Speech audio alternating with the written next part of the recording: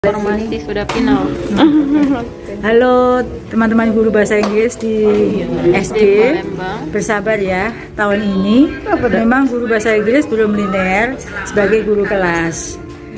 Bersabar, kami akan memperbaiki peta linearitas agar guru bahasa Inggris linear sebagai guru kelas. Tahun ini sabar ya, tunggu tahun depan. Terima kasih. Kami dari perwakilan guru lulus bahasa Inggris P3K Kabupaten Lampung Selatan menyampaikan permohonan atau tuntutan kepada pemerintah Kabupaten Lampung Selatan untuk membukakan formasi di Kabupaten Lampung Selatan sejumlah guru yang lulus bahasa Inggris, yakni 797. Memang dikarenakan Kabupaten Lampung Selatan hanya mengusulkan 70 formasi untuk rekrutmen P3K di tahun 2022 ini.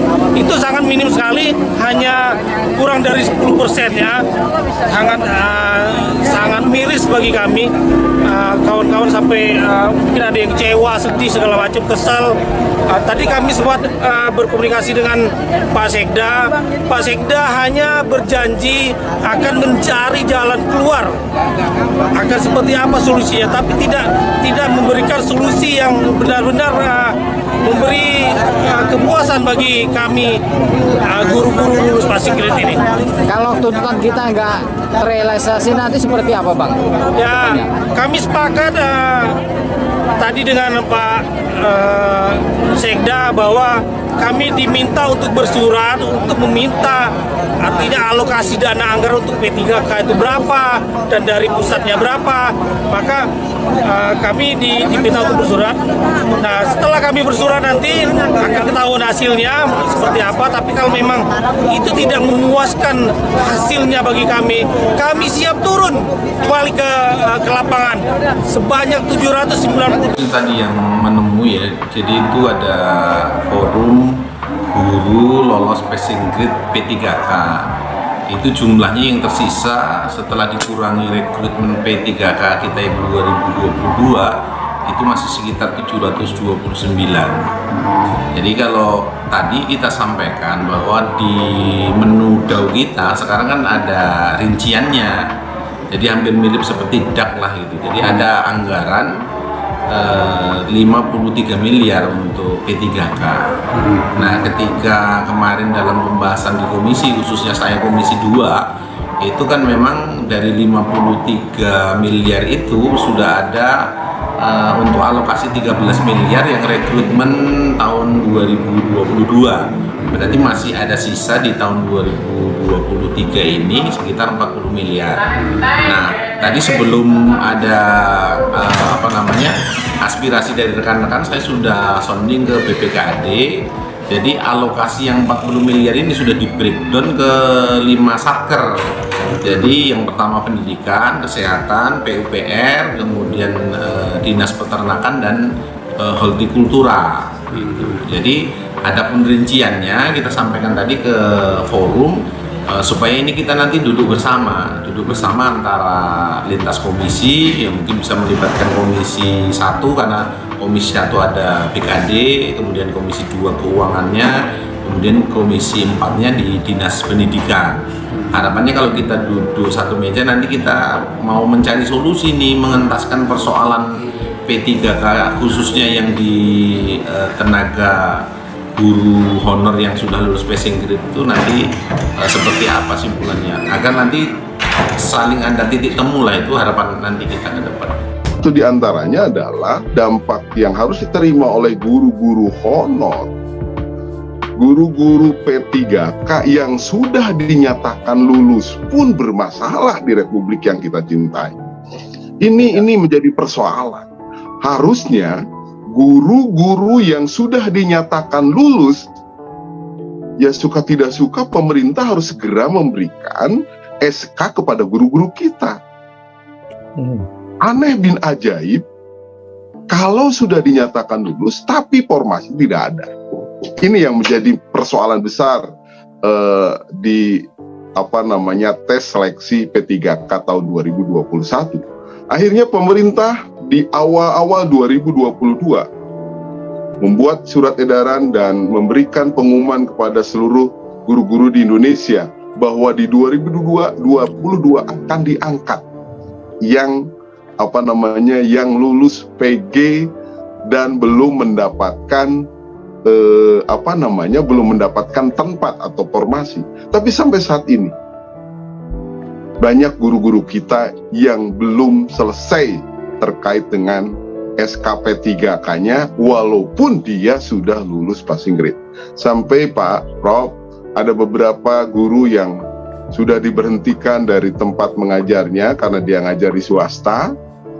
Sejak diterima di P3K oleh yayasan swastanya itu diberhentikan, Prof. Gaji tidak nerima karena sudah dinyatakan lulus di P3K. Mereka berjualan macam-macam, laporan kepada PGRI, menangis mereka, kapan kami akan ditentukan nasibnya untuk menjadi P3K. Ini mudah-mudahan pemerintah khususnya Kemendikbudristek, kemudian ya leading sektornya adalah Dirjen GTK, kami ingin melihat sebuah kepastian dari pemerintah terkait guru-guru yang sudah lulus passing grade tapi belum menerima SK. Masih banyak, Prof. Dan pendataan juga belum selesai, dan kita lihat mudah-mudahan ini menggembirakan teman-teman guru honor yang sudah dinyatakan lulus P3K. Nah, lagi-lagi Prof, ini koordinasi, komunikasi, kolaborasi pemerintah pusat dengan pemerintah daerah menurut kami kurang berhasil. Karena pertemuan-pertemuan sudah dilangsungkan, rakor dan seterusnya, tapi tetap banyak daerah, provinsi maupun kabupaten kota yang tidak mengusulkan sesuai dengan kuota yang lulus di passing grade. Walhasil, ya begini, banyak masih digantung SK yang harus diterima oleh para guru honor. Jadi persoalan bersama, jangankan bisa mengangkat yang P2, sisa K2 yang belum terangkat, Prof. P1 saja sulit untuk bisa bergerak.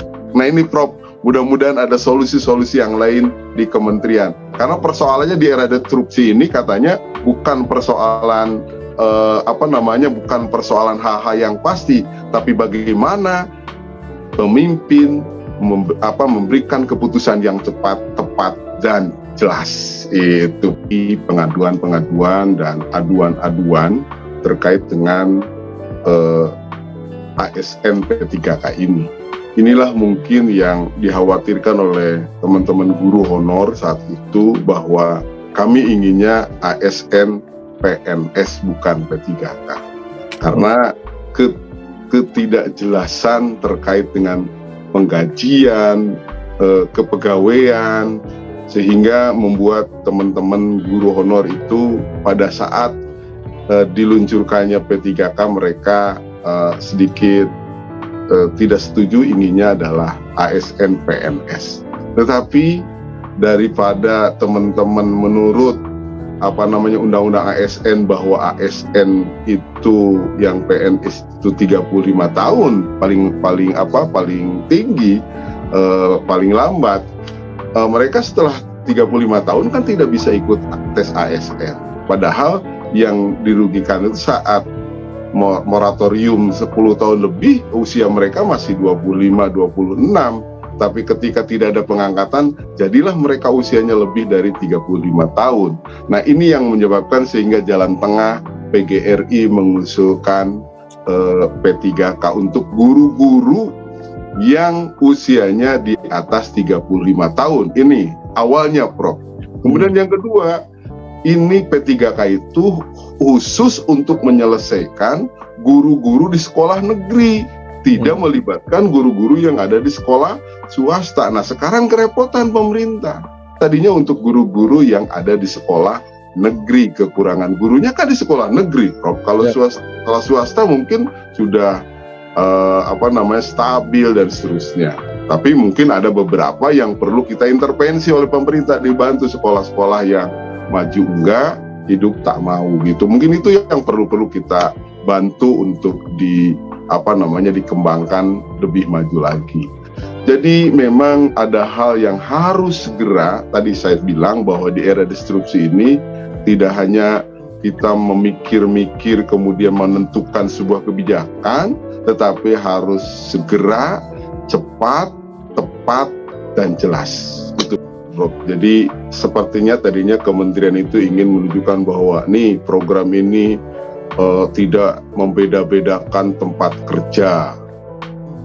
Kemudian swasta negeri seimbang, silahkan boleh, tapi akhirnya akan menimbulkan masalah. Nah, kebijakan yang ketika diimplementasikan menimbulkan masalah dan masalahnya cukup besar, berarti menurut teori kebijakan ini harus dievaluasi secara mendasar dan mendalam. Kenapa sih kita ingin menyelesaikan masalah, menyelesaikan persoalan kekurangan guru, tetapi sampai saat ini guru-guru masih belum mendapatkan porsi yang baik, porsi yang tepat. Sehingga tidak terjadi sebetulnya kalau perencanaan menggunakan perencanaan strategis yang Prof ajarkan, Prof sampaikan. Bagaimana kita mengambil sebuah kebijakan yang betul-betul pasti, tidak menggantung. Itu tidak akan terjadi kalau perencanaannya matang dan kalau perencanaannya betul-betul melibatkan stakeholder pendidikan. Ya, kebijakan itu seperti coba-coba. Ini memutuskan ini diperbaiki. Padahal ada teori yang sangat, ya salah satu yang saya kenal, yang Prof sampaikan, program evaluasi and review teknik. Program ini kalau kita menggunakan program seperti ini tidak akan pernah kita terpleset dari rencana yang sudah kita lakukan.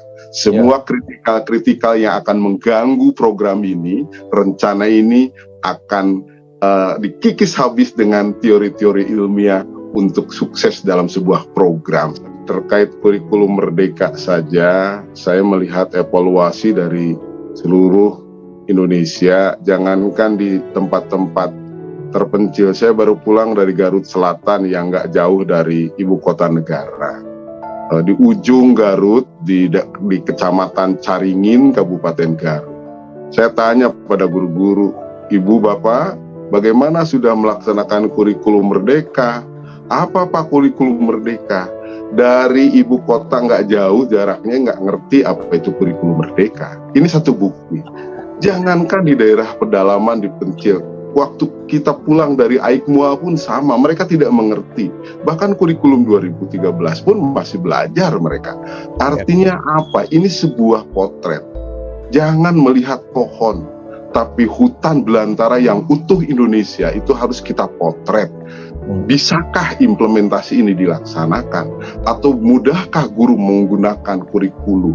Nyatanya di kota-kota besar saja, saya tidak menyebut jar, itu guru-guru meliburkan siswanya untuk PMN, untuk ikut aktif di akun belajar IT. Mereka sampai jam 10 malam harus mengupload itu. Ini persoalan, dan akhirnya apa? Yang harusnya dia mengikuti video-video, mereka skip cepat. Jadi tidak mengerti, yang penting menjawab pertanyaan sehingga dia lolos. Apakah ini yang harus kita